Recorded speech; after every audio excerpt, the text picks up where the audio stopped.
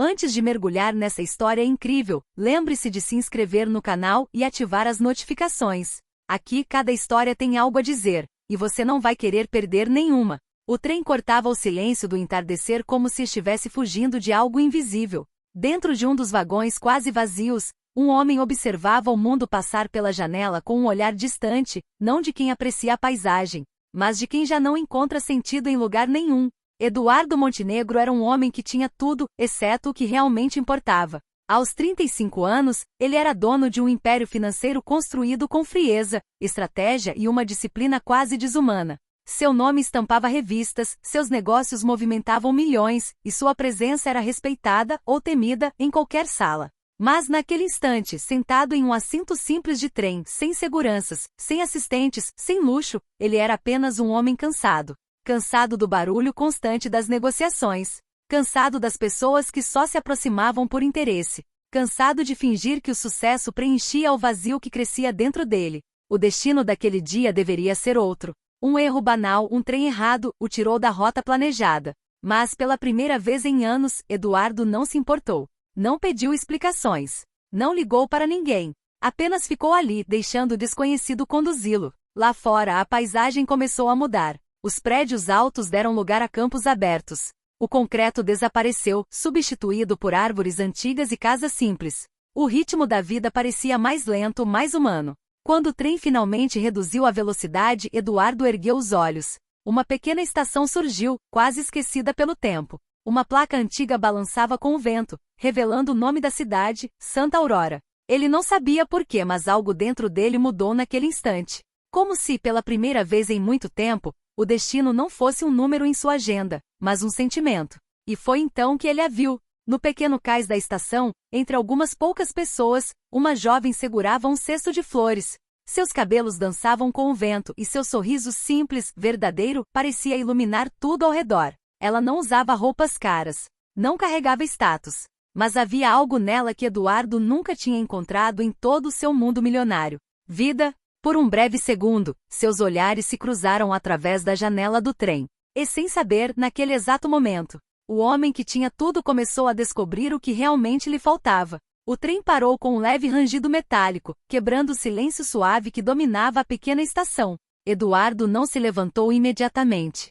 Seus olhos ainda estavam presos naquela jovem do lado de fora, como se algo invisível o impedisse de desviar o olhar. Ele não entendia. Em sua vida tudo sempre teve explicação. Cada decisão era calculada, cada movimento estratégico. Mas aquele instante, não fazia sentido algum. E talvez fosse exatamente por isso que ele se levantou. Sem avisar ninguém. Sem pensar nas consequências.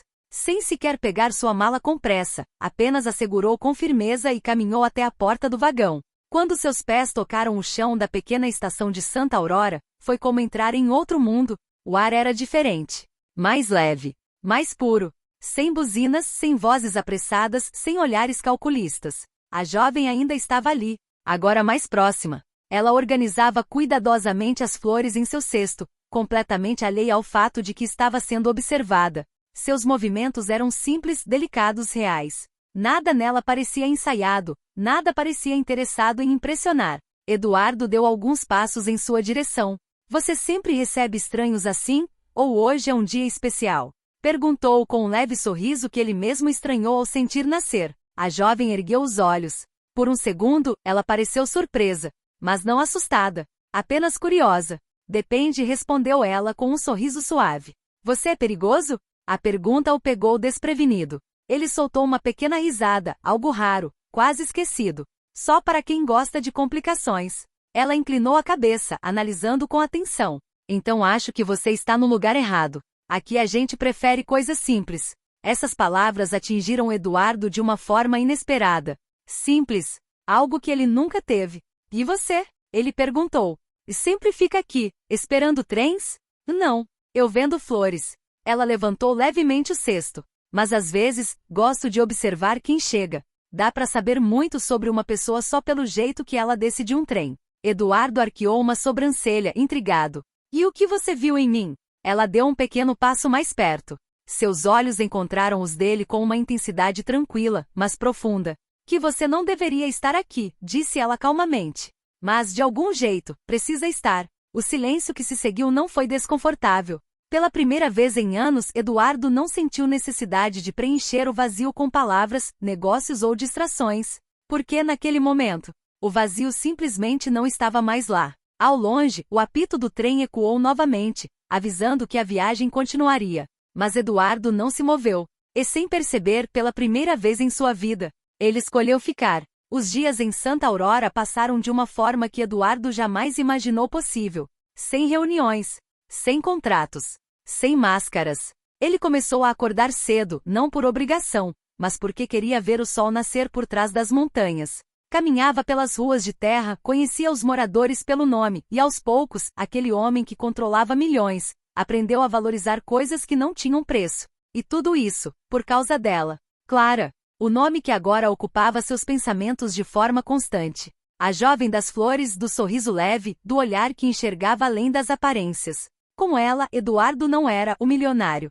Era apenas Eduardo. Mas a paz raramente dura para sempre. Numa manhã silenciosa, um carro preto de luxo entrou na pequena cidade, levantando poeira e curiosidade. Era impossível não chamar atenção. Aquele tipo de veículo não pertencia àquele lugar. Do carro, desceu Henrique Vasconcelos. Frio, elegante, perigoso.